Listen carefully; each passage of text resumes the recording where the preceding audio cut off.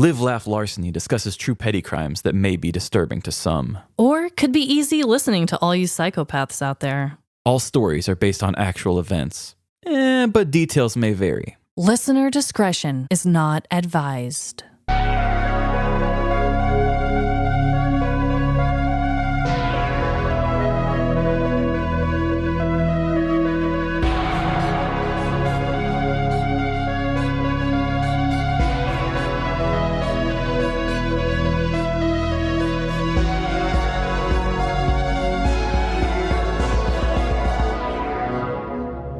Live, Laugh. Larceny.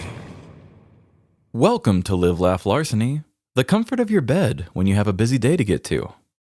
This is Trevin. That sounds so peaceful. And I am Amanda. Okay, Trevin. What up? What's your dreadful dilemma this week? Piggybacking off of last week's dilemma, I had given myself the gift of having a new job. Congrats. Snaps for Trevin. Thank you. And I have had my first week. And I gotta say, I'm having such weird emotions about it. Huh. I know we all know my old job so well, but I think I'm gonna kick that muse to the curb for the most part, and I don't think I'm gonna have any more job content, I hope. I hope, for your sake, it's only good job content. Yes, but I will just say how the first week went, and the culture is so nice. The people are kind. You have autonomy as a person. You're trusted. We have a water machine with 4 flavors. What are the flavors? Lime mint, black cherry, peach mango, and strawberry lemongrass. What the fuck? Okay, first of all, wow. I mean, there's nothing else I can say. That is just so damn fancy. And there's an option where you can choose still or sparkling. No, I didn't even know that existed. Yes. Wow. Now I'm jealous. Even though my work is at my house, I need that in my house. Oh, I'm sure it's expensive. But it's been very nice. And the dilemma of it all is that I'm having such a hard time accepting it because honestly, for my whole life working in America, I have thought just about every company is the same, but in a different logo. Yeah, which honestly, valid to think that. In the trap that I just got out of, I have been backing that story up more and more and more. Mm-hmm. And one thing that kept me from crawling out and trying to better myself was the fear that narrative I had built in my head for so long was going to come true. Like, it's like I go through the discomfort of quitting my job and the discomfort of filling out all that paperwork and starting a new job just to be in the same place, but no longer have the comforts I had before. And, you know, I think that's one of those things that we sometimes get in our own way with. Yeah. And I'm so glad that I didn't let that voice in my head win. I actually took that exhale, you know, that one where it was finally like, oh, this is real. Like, I'm actually kind of getting used to this. Yeah. It's very nice. I don't feel like I have to keep all these lists in my head. And I'm in the process of training and learning something I don't really fully understand at all. And I'm telling you that I am not stressed. Right. When you said this through messages to me, I was like, what? You are already seeing like this much positivity? Because week 1, in my experience, and I'm sure in yours, anytime you're training for a new job, it's actually really stressful at the beginning. You feel inadequate. You're trying to find your footing. I don't know. It just sounds like a really good upgrade of a job for you. I'm so happy. Yes, I think you guys can see there's a lot of growth in the situation all around. But one piece of growth that I was telling myself is there was a meme I've seen going around, which I totally believe in, and it's totally true.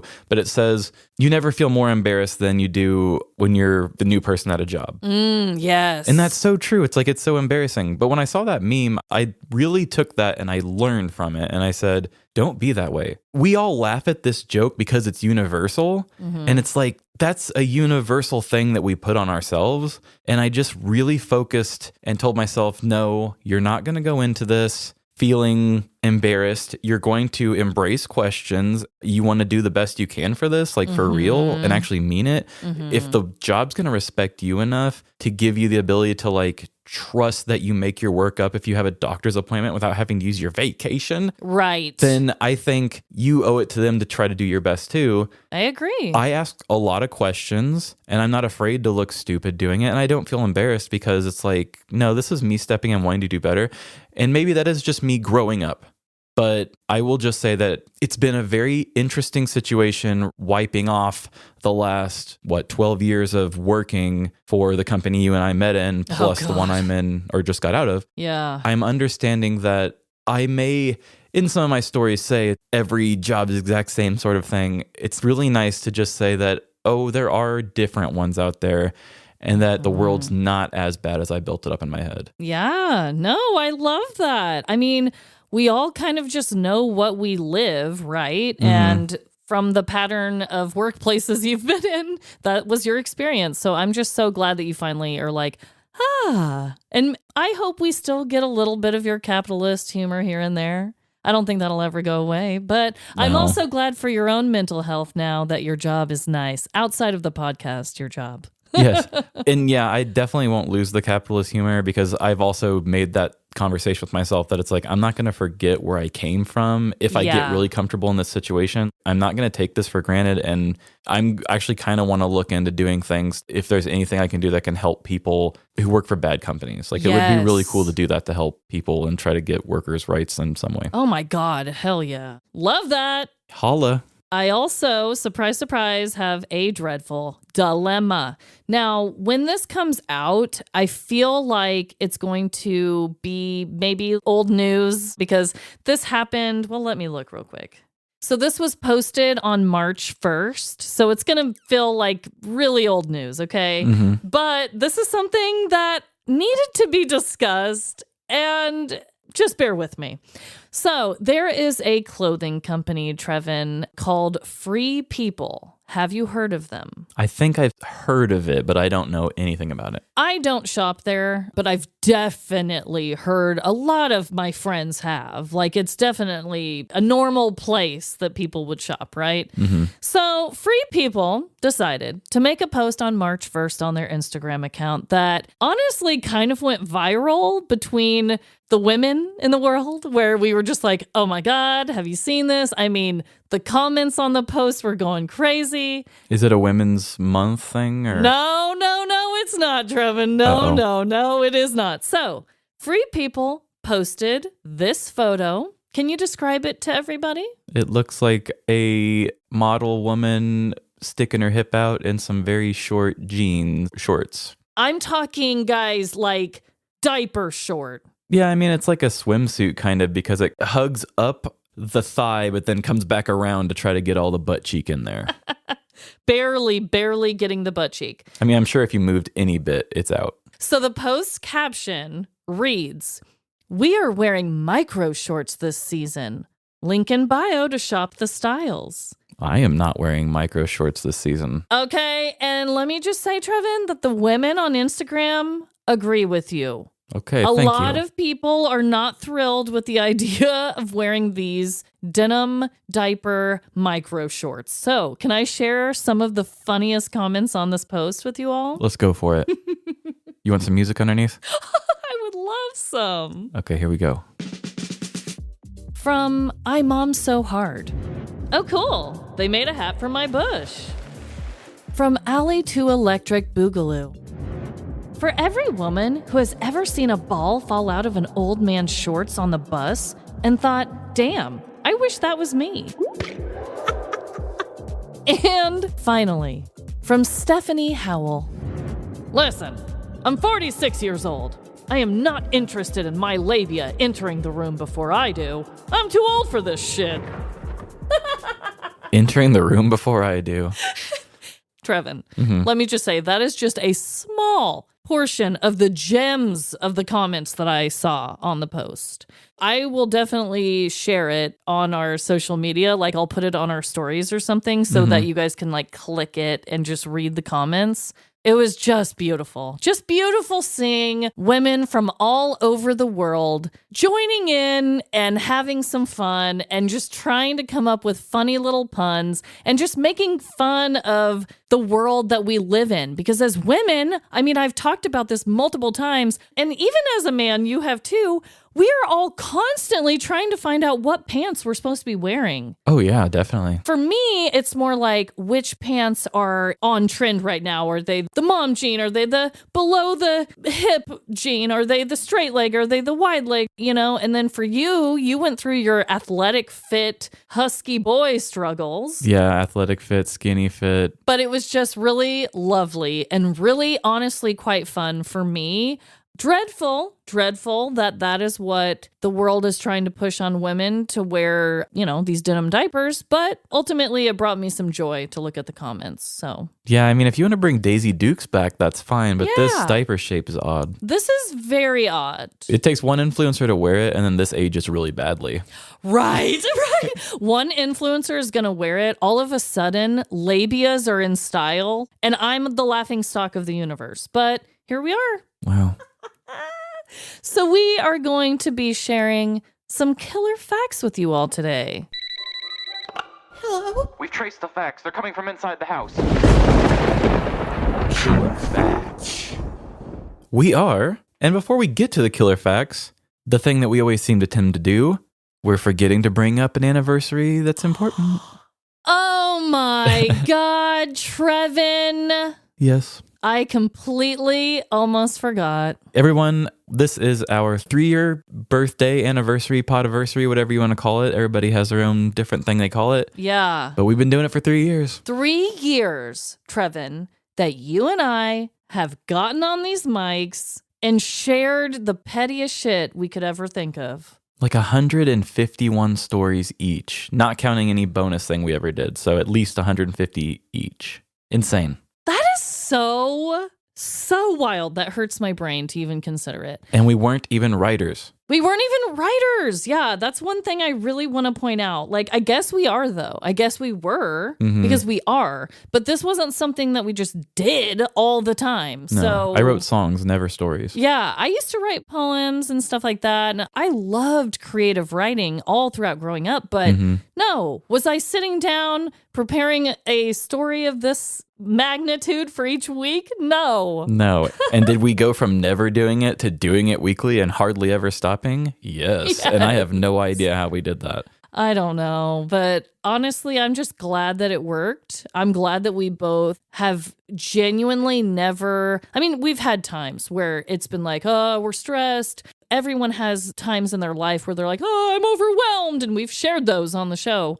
And I don't want to speak for you, but I think I can say that we have both never lost the love for what we do or the fun behind it or the passion behind it in all these 3 years. So I couldn't agree more. I think that you and I made this show in our purest forms as us as people. yeah. There's enough of an objective that we always know what we're working towards, but there's enough freedom for us to be ourselves. Yeah. And I think that just slopping together all of these ideas to do this variety show was one of the best decisions we ever made. Yes. Because it has made the creative process each and every week so easy to do. Yeah. Every episode that comes out, even though I have to make them so often that I kind of forget about them, I look back and I'm like, I love each one of these because each one of these speaks some kind of truth for me, as well as just being silly and having fun and just trying comedic bits out.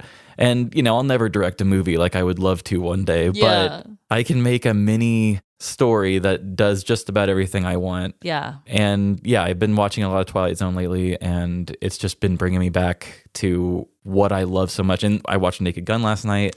It filled something inside of me. Yes. By just watching that, because I was like, that is so our stories. Oh, God. Yeah. The Naked Gun, when they're like, we got to do this. We got to hurry up. We got to go get this bad guy. And then they're like, but first, let's go get some lunch. And I'm just like, yes. Yes. So I just love our show, and I do get stressed with making this show and how much work it is for me. But I will say, I may get burnt out on the work, but I never get burnt out on making it. Yes. Because honestly, everything else stresses me out because I need to keep making these stories to just document my feelings. It really means a lot to me. Yeah, same. And I just want to say to everyone out there that has either been with us since the start or has even gone back and listened to us from the start, which, oh my God, apologies in advance. We've really improved. And also, you have to like suffer through a lot of sicknesses for me. And you've been through like a pregnancy with me where I was like, so I love you all. Trevin loves you all. And yeah, just thanks for being with us for the past 3 years. Yes, it's been the best, and 2, maybe 3 more. Hell yes, I hope. So in honor of our 3-year PODIVERSARY, I came across some current event that I thought was so our show that I think what we should do is just like call our shot now and say like, hey guys, if you can make us famous enough that people will support it, we should be at the next year's version of this and we should do something. Of course, this is me saying this with not much of a crowd, but if in 1 year we can have one, I think we should put our name all over it. Okay, tell me more. So from apnews.com, I'm going to give you the header of an article. At the Florida Man Games, big crowds cheer competitors evading police and wrestling over beer. What? St. Augustine, Florida. Promoted as the most insane athletic showdown on earth, the Florida Man Games poke fun at the state's reputation for bizarre stories that involve brawling, drinking, gunfire, reptile wrangling, and other antics carrying a risk of time in jail or intensive care. The games kicked off Saturday with the Star-Spangled Banner played on electric guitar. Then spectators sipping canned beers behind metal barricades cheered and frequently shouted expletives as a dozen teams battled in contests inspired by real events from America's most surreal state. Wow. James Gordon of DeLand won the first event, wolfing down a plate loaded with barbecue pork and sausage. I've lived in Florida my whole life, he said after washing sauce from his hands and beard. They're calling these events. I'm calling these fucking Tuesday afternoon. Oh, snap. One event had contenders dueling in muddy water in an inflatable pool, pummeling each other with weapons made from pool noodles and duct tape. Another was a theft simulation relay in which competitors raced while toting a pair of bicycles, copper pipes, and catalytic converters. Oh my God. It says Larry Donnelly trained for the relay race by riding a bicycle around his neighborhood with a second bike strapped to his back. It paid off Saturday when he won his heat after picking a bike up in each hand and running with them. He said, I have an absolute disregard for self-preservation. I will do anything. Do you know how many stolen bikes or they rode a bike or a bike this or a bike that we've told in our stories? We have to go. I know, and we should have like a tent or something. Dude. I know we got a lot of Florida listeners. Oh my God. I've been to St. Augustine. It's actually really beautiful. I really enjoyed Florida the one time I went. Yeah. We have to do this. When was it? It was... like really recent, like happened in March? It looks like the article was February 24th. So yeah, it's somewhere in the early part of the year. Wow. Other events involved contenders wrestling sumo style while holding pitchers of beer, or running from actual sheriff's deputies while jumping fences and avoiding obstacles. Others faced a scramble to grab cash flying in a simulated hurricane wind. Spectators paid real money, $45 per ticket or more, to watch the games at Francis Field in downtown St. Augustine. $45? That is well worth it. Yeah, they said ticket sales exceeded 5,000. Holy crap. Okay, guys, I'm just going to put this out into the universe, okay? First of all, we're going to the Florida Man Games. Is that what it's called? Florida Man Games? Yes. We are going. I think we should have a podcast meetup. We should have a tent. We should be announcers. I don't know what it is, but we need to do something. Oh, yeah, I want to interview people and just see people being crazy. Oh. There was also some women that were trying to fight for Florida women's stuff because they didn't feel like that was very fair. So by next year, maybe it will be even bigger and we could be a little more inclusive. I'm okay, honestly, if it was called Florida Man Games, but they just let women be in it. Yeah. Because let's get real, men are a little dumber sometimes. Yeah, and Florida women have plenty of great stories too. So I'm okay with keeping the original, because that's the thing we all know is Florida man. That's how it started, was because just Google, was it your birthday in Florida man, and just see what you get. That's how it all started. Yes. So I'm okay with the name, but yeah, let the women partake. Yeah. So maybe we'll be there to march for women's rights and enjoy Florida events. This sounds like a hell of a time. Well, I also have a killer fact, and as Trevin knows, it's a fact I just found today. I was going to share a different one, and then I thought, that's a really sad fact and not anything I want to do. So what the hell? Yeah, I've done it a couple times, and it's always so weird when we kind of stop for a second and are just like, ooh. No, okay. I'm not going to say this one isn't a little bit sad, okay? Because, like, it does have to do with some fatalities in this one, but the other one was, like, another level. What I want to talk about is the high amount of fatalities that happened during the construction of the Hoover Dam. Okay. I don't really know anything about the Hoover Dam. I can't even remember. Is that in Nevada? Isn't it just outside of Las Vegas? Yeah. Okay. Yeah, the Hoover Dam. I'm pretty sure when I went skydiving, we flew over the Hoover Dam in Las Vegas. So I'm going to be quoting a couple different sites. One of them is one of my all-time favorites, Ripley's. And the other is a little more official. It's like more of a government site, I think, but usbr.gov/LC/Hoover Dam. So I'm going to be going off a few, but let's start with this. Built during the Great Depression between 1931 and 1936, the Hoover Dam, then known as Boulder Dam, was one of the biggest construction projects of the era. An enormous concrete arch structure measuring over 725 feet high and 1,244 feet long, the dam cost $49 million to complete, but it was also responsible for over 100 deaths. Oh my gosh. And it was what, 5 years you said? Yes, so 1931 to 1936. Good God. So everything I've ever heard about it says that the death count on this whole production was very unusually high. But it makes sense from what I'm about to tell you because there were so many different ways that people could get harmed doing this construction. The official number of fatalities involved in building the Hoover Dam is 96. So I guess it's around 100. They just kind of say 100. Still a lot. Yes. So these were men who died at the dam site, classified as industrial fatalities from such causes as drowning, blasting, falling rocks or slides, falls from the canyon walls, being struck by heavy equipment, truck accidents, and etc.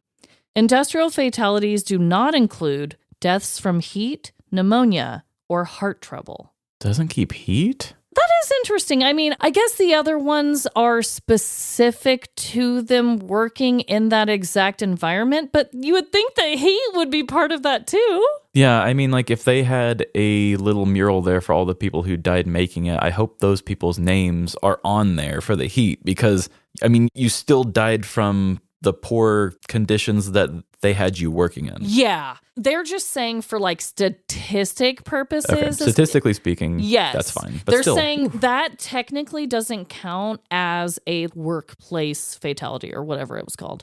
But I hope if we're honoring everyone and including everyone, I think that's why one website said it was over 100 and this website said 96 because some of them were heat and maybe natural causes with your heart, but also you're working really hard out there, which would make your heart stuff act up. That's so wild that they are trying to deduct things to make the number seem less bad. Yeah. And are still at 96. Yes. Also, in my brief research that I did today on this, there's also a lot of theories and lore and conspiracies that there are actual bodies buried within the Hoover Dam, which I didn't even know. That's a thing that people think because it was just happening so frequently. And, you know, the walls were under construction. And so sometimes people think maybe they were trying to minimize it and buried a couple guys in there.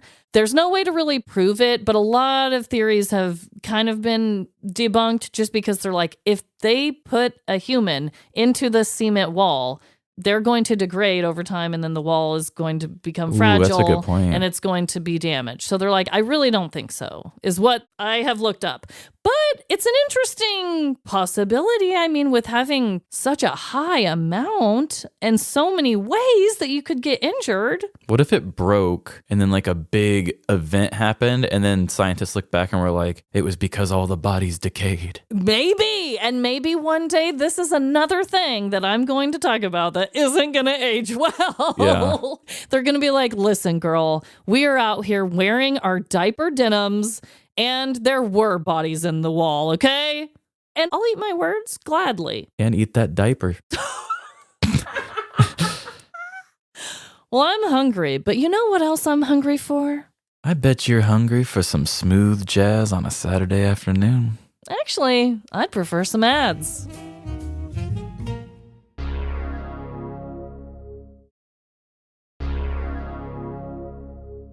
Welcome back. Welcome. It's my week to give you all the story on the birthday of our show. Oh my God, I can't wait.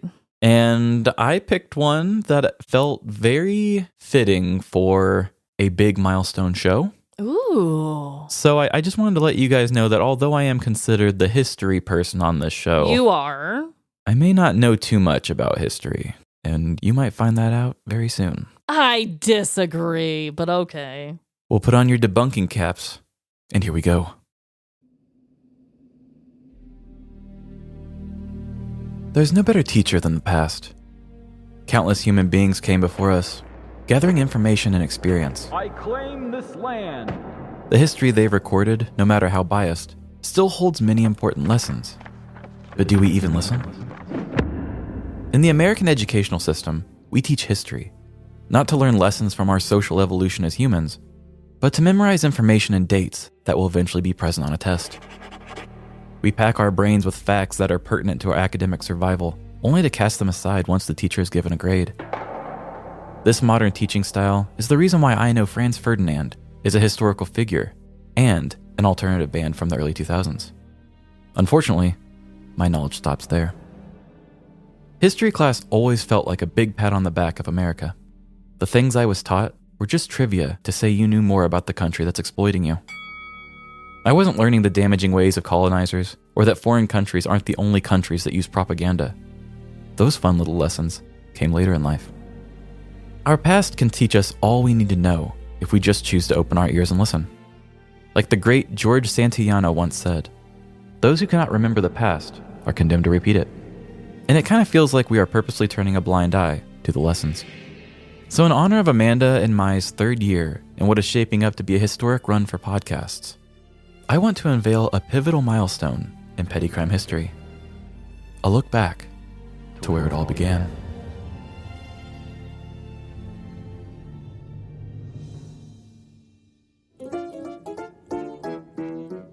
It was a peaceful January morning in the England town of Paddockwood. Children played, birds chirped, and passers-by announced the year in casual greetings. Beautiful 1896 morning we're having. Indeed. For our main character, Charles, these were the sounds he was used to hearing outside of his window. It was a gentle world with no turmoil. I mean, the atom bomb wouldn't be invented for another 49 years. These humans hadn't yet experienced fear. The low hum of the townspeople outside slowly woke Charles as he sat up to stretch. A thin beam of light peeked through his blinds, making an almost ethereal path directly to his badge. Charles curled his mustache at the sight. It was going to be a great day. As the police constable for his small English town, Charles took great pride in the duties he was assigned. There was a much stronger sense of ownership knowing he was responsible for what felt like his own backyard. It was his town in more ways than one. With the chin strap of his pointed bobby police hat firmly tightened to his face, Charles took his time buttoning the brass buttons on his coat. Each time his thumb pressed a shiny stud through an eyelid on his uniform, he felt more and more like an upholder of the law. The only thing he needed was his trusty baton holstered to his left hip to complete the look. Looking at himself in his full-body mirror, Charles practiced his constable voice. You cooked, son. Now get in the slammer, He said to his reflection, holding his posture up to the most respectable angle. With his confidence bolstered for the day, Charles stepped out his front door. and over to his police bike. He hiked his left leg over the seat, firmly pressing his gooch onto the old 19th century bike seat. With a slight heave and some force on the right pedal, Charles was off to patrol his town. Making his way around the English town's dirt roads, the constable took note of all the happenings he witnessed. There were children playing a riveting game of stick dirt, coffee sisters gabbing about the latest town gossip, Pig was kissing the town pig. and a large line of customers at the horse auto mechanic shop. Charles had grown quite fond of Edna, the owner of the horse auto mechanic shop. He would often find himself stopping by on her slow days, sharing a couple flirty looks, and talking shop about the newest aftermarket parts in horse transportation technology. Today was not one of those slow days, but Edna's line of business seemed so long that it would call for some investigation. Parking his police bike at the hitching post, Charles walked up to the long parking lot of gruff horse riders and their steeds, avoiding the giant minefield of horse droppings that paved his way. With each carefully placed step, he heard different customers complaining amongst themselves, even coming across one constantly screaming the phrase, "1 star!" over and over again. Charles entered the employee's shop entrance to find Edna leaning feverishly against the table. Oi, Edna! Why so many customers? Your slow service is causing some people to yelp 1-star reviews. Edna lifted her head up, blowing her nose into her burlap shirt. I really bollocks this one up, Charles. Edna said in defeat. I thought it would be smart to run a tire and oil change special today, but I forgot the Super Bowl was last night, and we all know the Paddockwood Woodies took home the Gold Cup. Go Woodies! Yes, go Woodies. But I had one celebratory pint after another, and now I'm too pissed to change the oil on these horses. My whole team called out except Marty, and you know how useless he is. I've got him changing tires, but I wouldn't trust him anywhere near a horse's hole. Charles looked over at Marty, sniffing a mysterious substance on his finger, before tasting it. Hey, Constable Charles! He yelled, before ratcheting a sleek set of low pros on a brown thoroughbred named Patches. Edna went on. A horse automotive shop wasn't meant to be run by 1.5 employees on a normal day. This oil change special was an incredible lack of foresight. Dramatically pausing from her hungover recognition, Charles looked off towards a strange sound in the distance. He watched the trees as the motorized noises grew louder until the mechanism appeared. You know, they say in the future there won't be horse auto shops anymore. They say all our dirt roads will be covered in those things, and I'm going to have to learn my way around an engine instead of a horse. Charles shook his head in disbelief. What the devil? A horseless carriage? Without a second man to hold a red flag and warning? This is preposterous. That's Walter Arnold. Edna said. He's a bit of an eccentric. He actually designs his own versions of these horseless carriages. Charles pulled his handkerchief from his pocket, dabbing away the perspiration left from his fear of progress. The interesting Mr. Arnold slowly crept by on his motorized coach, passing the horse shop and continuing on. It's kind of funny. We were handed new laws to uphold about those, and that was my first time ever seeing one in person. Charles admitted to Edna. They want us to start enforcing speed limits for these things. 2 miles per hour, they say. Edna snorted a bump of Dr. Cocaine's hangover tonic and responded. Charles, honey, if their speed limit is 2, then I'd say you just caught your first speeder. That bloke was easily going 8. The number rang around in Charles' head. He didn't even know a human could reach such speeds and survive. With the safety of his fair townspeople in mind, Charles gave Edna a firm shoulder squeeze goodbye and ran back to his bike. Placing his tender gooch back on the bike seat, Charles took to the road, attempting to catch up with the unconventional speed demon. At first, he followed the smells of exhaust and burnt oil, until his ears finally picked up on the loud motor sounds. The chaotic nature of the pistons moving at speeds invisible to the naked eye scared Charles, realizing that man was no match for its own creation. He accelerated. It felt less like he was pursuing a speed-hungry eccentric, and more like he was chasing after a glimpse of the future, where mankind sought to harness the power of industrial progress. With the motorized monstrosity finally visible, Charles began honking his bicycle horn and bell. It was no use. Either Mr. Arnold couldn't hear him, or was maliciously maintaining these dangerous speeds. Charles' distance from the coach fluctuated with his waning stamina as the high-speed chase went on for miles. The two saw all the town had to offer. Beautiful countryside, old creepy churches, and crowded main streets. Oh God, look out! The chase went on for nearly 40 minutes, until Charles took all the strength left in his little Victorian legs and made one final push. A push towards his destiny. With the motorized coach almost in arm's reach, he honked the honker ball of his bike horn, erupting into a commanding blow. Walter Arnold looked over his shoulder, seeing a sweaty police officer, wheezing and gasping for air. Oh, hey, I didn't see you there. On January 28th of 1896, a motorist by the name of Walter Arnold entered the record books by receiving the world's first speeding ticket. Ignoring the town's speed limit of 2 miles per hour, Mr. Arnold blazed down the English roads at speeds of up to 8 miles per hour.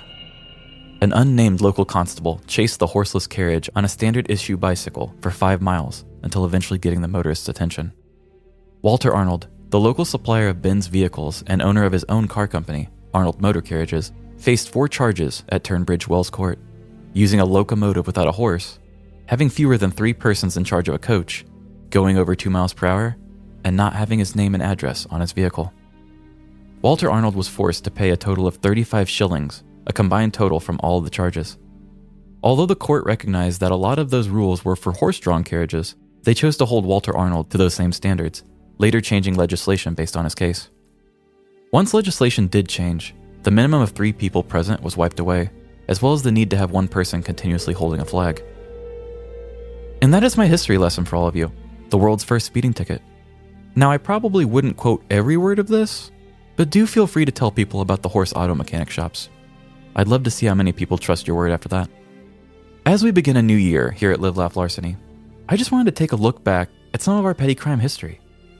There's so many interesting acts that make up our past, and you know I'm excited for whatever the future brings. Because every generation will wear a different skin and have different trends. But being petty never goes out of style. Damn, this literally was the very first kind of recorded speeding ticket. Truly. Yes, it was. Yes. Oh my God, you are such a classic historian. And just to give all of the props here, I am coming off of only information coming from this historyuk.com article by Miriam Bibby called Walter Arnold and the World's First Ever Speeding Ticket. I am obsessed with this idea. Holy crap. I've been holding on to it for a while. I found the story and thought this would be an interesting one for an anniversary or something. Oh my God. That is so insane that back in the day, going 8 miles per hour was like something to be like, yeah, blazing past. When I wrote this, I was literally just thinking, oh, how funny and melodramatic, going 8. Like, that's the whole joke. Yeah. I had said in the story, and honestly, this never crossed my mind when I wrote it, but I said, oh, couldn't believe a human could go that fast. Yeah. And Emily was like, didn't they have trains back then? And I'm like, I wasn't even thinking about that. Yeah, they probably did. But cars still were like another level. And when they had trains, you knew where the train was coming from. Imagine the first cars, and it's like, whoa, Betsy. And this car was actually like a very early model of vehicle. It's actually designed to look like a horse's carriage without anything. Like, this is a picture of it. It's not a Model T Ford. So that's another thing that's like throwing people off. They're like, what? How does this work? It's kind of a poor design when you try to make it look like a carriage like that. Yeah. But it really does just look like a horse's carriage just going on its own. I'm sorry if I missed it and you said this. Did they have speed limits kind of posted publicly, or that's what made speed limits be posted publicly? Is that kind of what you're saying about the legislature? I believe there was not anything posted. I think they even had horse speed limits, like keep your horses slow in certain areas. So I believe it was pretty much just like any motorized vehicle doesn't go over 2 miles per hour, and that's just how it is because it's such a new thing. Not everybody has one. So it's just kind of assumed. The legislature was that if you have a carriage, because of the work it takes to man all of the horses and to be safe with other horses and stuff, you always have a guy who holds a flag. So people know there's a horse carriage coming, I guess. Okay. And then you had to have like other support people with you in case one of your horses went crazy or something. You always had 3 people to man your vehicle. Whoa. So one of his tickets was just the fact that he was doing this all by himself. Yeah. If you see a guy manning all those horses, they say like, whoa, you need to have other people present. But at the same time, he didn't have horses. He didn't have horses, but they were like not used to this. Oh my God. Yeah. So one ticket for no flag holding man, one ticket for not having 3 people present, ticket for going over the speed limit, and the other one was just because they said he didn't have his information on it or something. Wow. I love that in today's day, okay, if you told us a story about a rando on the road and they got tickets for speeding and blah, blah, blah, and all these things, whatever, that's like an everyday occurrence. But the very first one and how big of a deal they made it, oh my God, this is just everything. This is classic petty criminal behavior. And it almost feels like a Disney story too, or like Mr. Toad's Wild Ride sort of thing, because he's an eccentric dude who just kind of tinkers, and he does kind of design his own vehicles too. Yeah. So that's another reason why he would be one of the few people in his town to have one. Right. Because 1, he sells them, but 2, he also creates them. He's a visionary. Yeah. Well, I apologize for those horrific accents on both of our ends. Oh my God. Yeah. Maybe they don't sound as bad as what I think they do, but it took us a minute to find this particular genre, okay? And I still don't know if I ever found it. You probably did. Yeah. I mean, we aren't great at accents, and Amanda and I have pretty much had the rule that we don't do accents unless it's like pertinent to the story. Yeah. And this was the theme. It just has to be done. It had to be done. No matter how bad. Well, great job, Trevin. That was a really fun idea.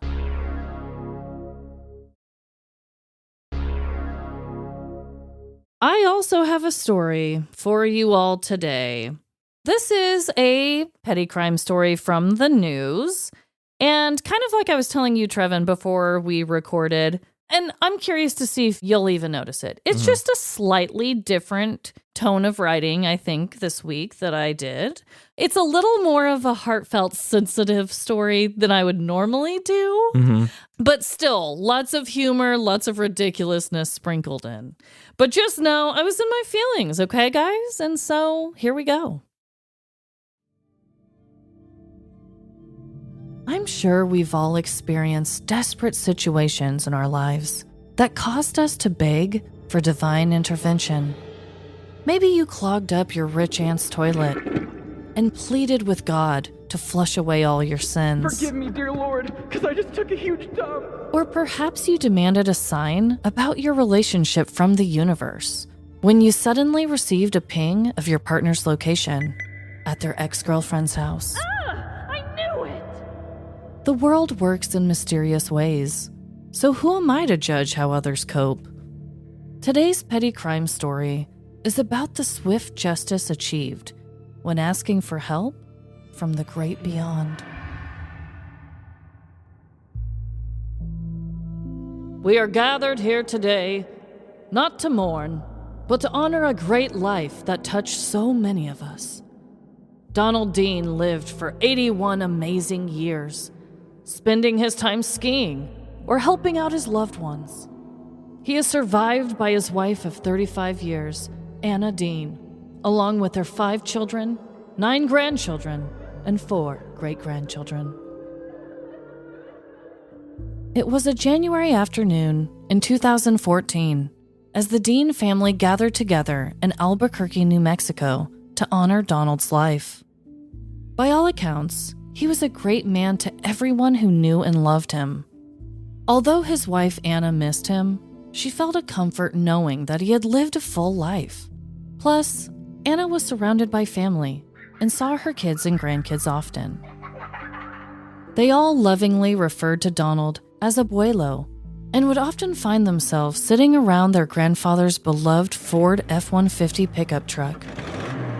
Donald had adored that truck, and simply being around it made the family feel like he was with them. Over a year had passed, and the Deans continued on as a family. This led to an ordinary summer day when Anna's grandkids came over to visit. Only, there was something out of place. "Hey, Abuela, where's Abuelo's truck?" one of Anna's grandsons asked, as he immediately began looking for snacks in her kitchen. "What do you mean? It should be in the driveway," Anna questioned, with panic starting to rise in her throat. She and her snacking grandkids walked outside to make sure the truck hadn't simply been overlooked. When they all stopped, suddenly, open chip bags fell from the grandson's arms.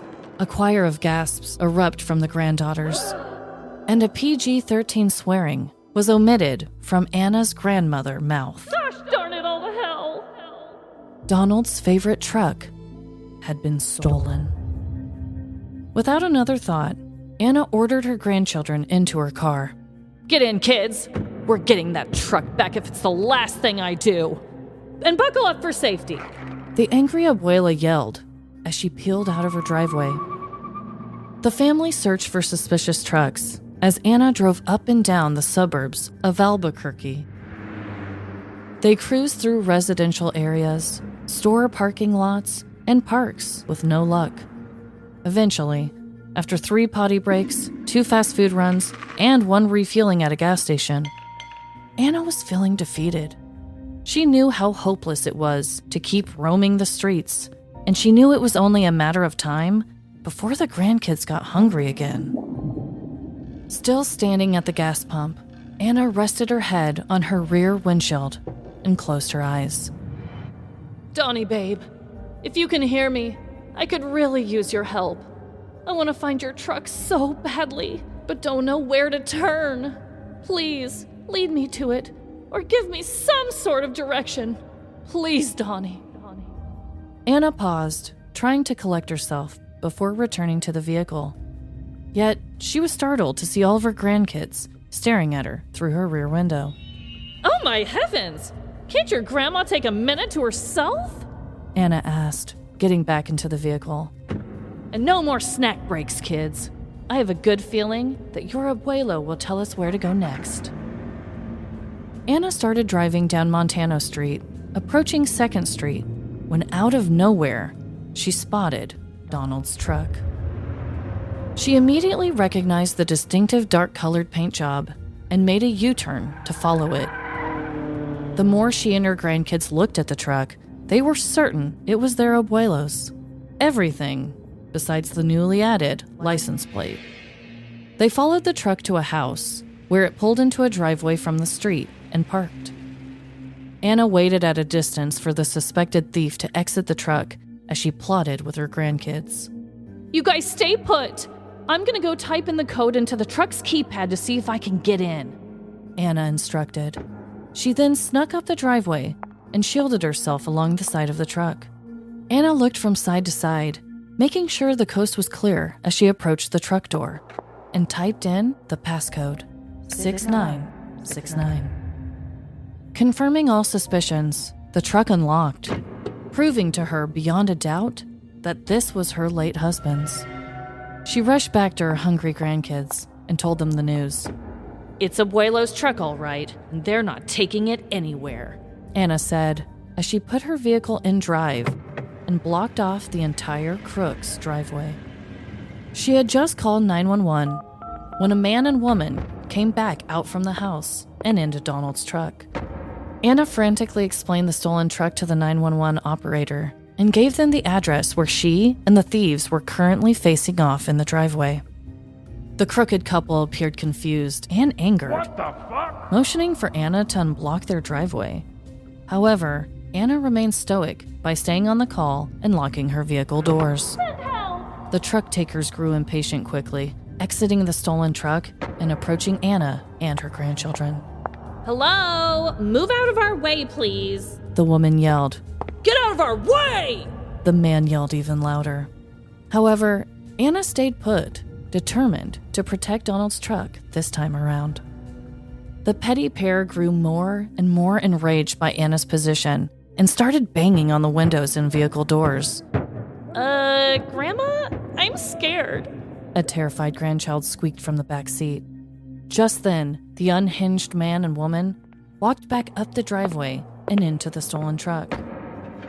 Not knowing what the pair may pull next, Anna braced herself for impact when finally the police cruisers arrived on scene.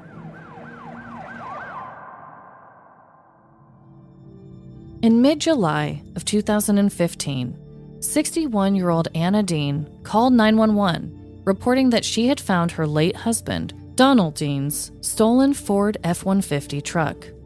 She told the operator that she and a car full of grandkids had spotted the stolen truck pulling into a driveway and were currently blocking it in.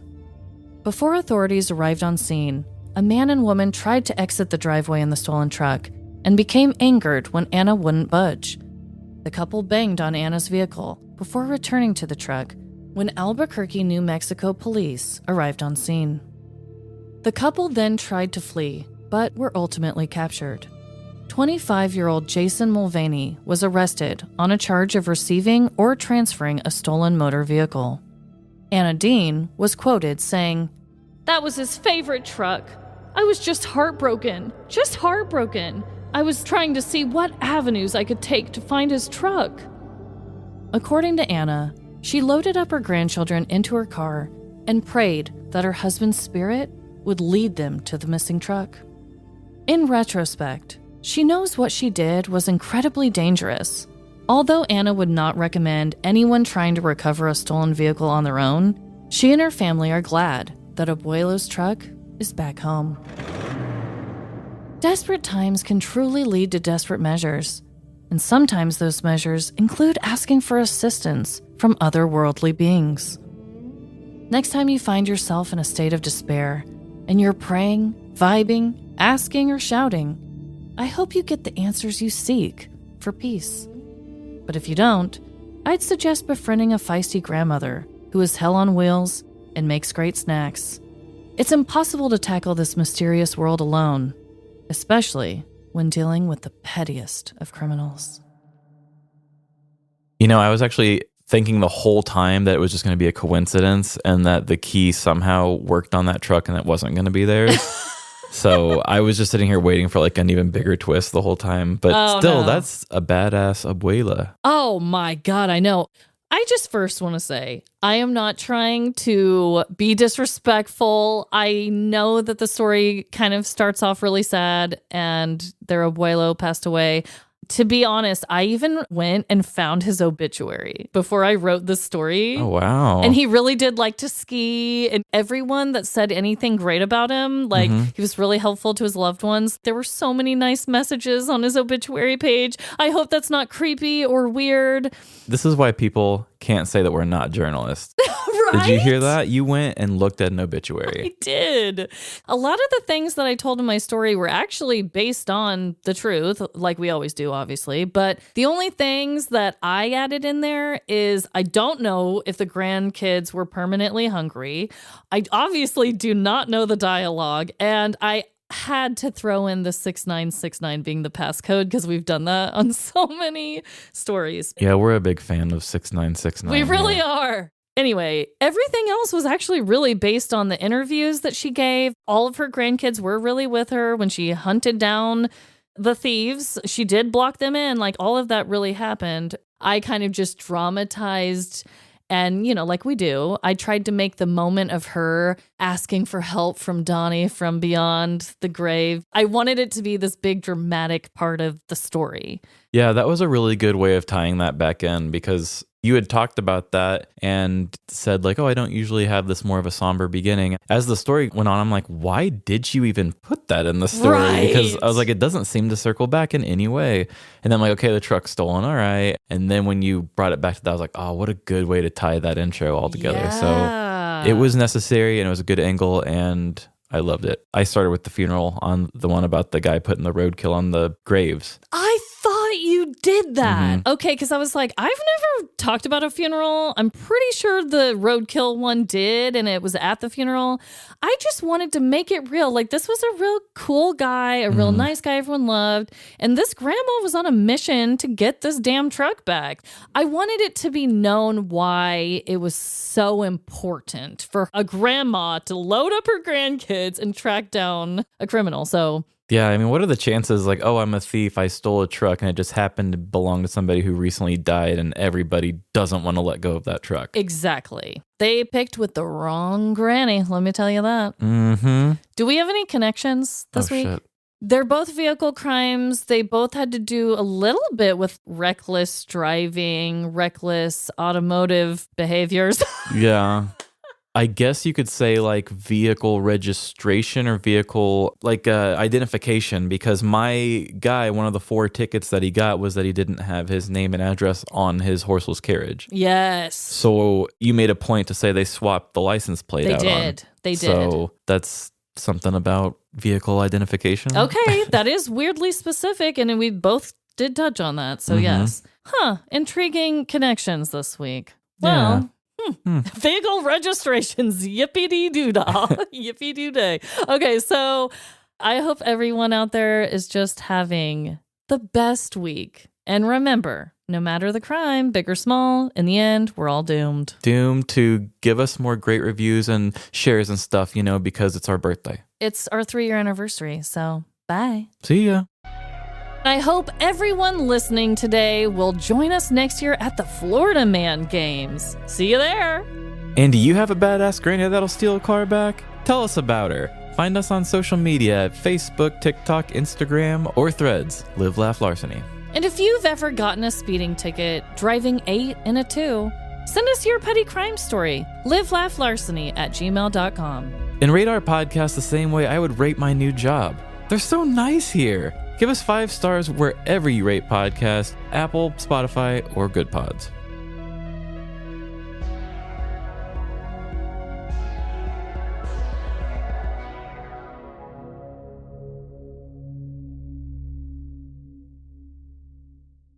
That's Walter on. Water on. Don't worry, it's all water. Arnold the bridge. That was such a hard joke to make. So. Walter Arnold the bridge. I cannot.